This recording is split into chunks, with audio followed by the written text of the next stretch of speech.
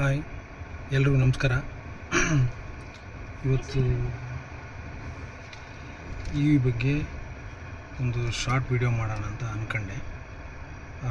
ನಿಮಗೆಲ್ಲ ಒಂದು electric vehicle ಬಗ್ಗೆ ಒಂದು ರೇಂಜ್ ಆ್ಯಂಗ್ಸೈಟಿ ಎಲ್ಲರಿಗೂ ಇರುತ್ತೆ. ಅದೇ ಥರ ನನಗೂ ಇತ್ತು. Tata curve EV range company claim ಇತ್ತು 505, 510 ರೇಂಜು ಅವರು ತೋರಿಸಿದ್ರು. ಬಟ್ ಐಡಿಯಲ್ ಅದು certify range. But actually claimed range ಬಂದು 350, 400 ಸ್ಮೂತ್ ಡ್ರೈವಿಂಗಲ್ಲಿ 400 ಬರ್ತಾ ಎಲ್ಲರೂ ಕ್ಲೇಮ್ ಹೇಳೋದು ಮತ್ತು ಕ್ಲೇಮ್ ಆಗಿರೋದು ಎಲ್ಲರೂ. ಸುಮ್ಮನೆ ನನಗೊಂದು ಕ್ಯೂರಿಯಾಸಿಟಿ ಇತ್ತು.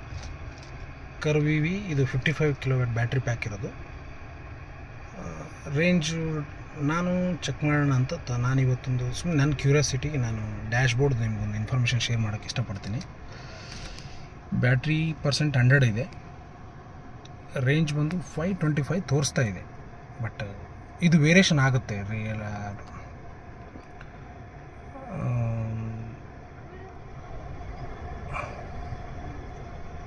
ವೇರಿಯೇಷನ್ ಆಗುತ್ತೆ. AC ಆನ್ ಇದೆ, ಸೆಕೆಂಡ್ ಲೆವೆಲ್ ರೀಜನರೇಟಿವ್ ಮೋಡ್ ಇದೆ.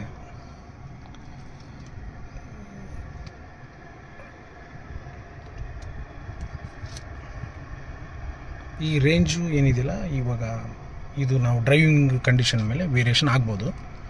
ಬಟ್ ನನಗೆ ರೇಂಜ್ ಆ್ಯಂಗ್ಸೈಟಿ ಒಂದು ಕ್ಯೂರಿಯಾಸಿಟಿ ಇತ್ತು. ನಿಮಗೆ ಈ ಇನ್ಫಾರ್ಮೇಷನ್ ಶೇರ್ ಮಾಡೋಣ ಅಂಥೇಳಿ ಈ ವಿಡಿಯೋ ಮಾಡ್ತಾಯಿದ್ದೀನಿ. ಎಲ್ಲರಿಗೂ ನಮಸ್ಕಾರ.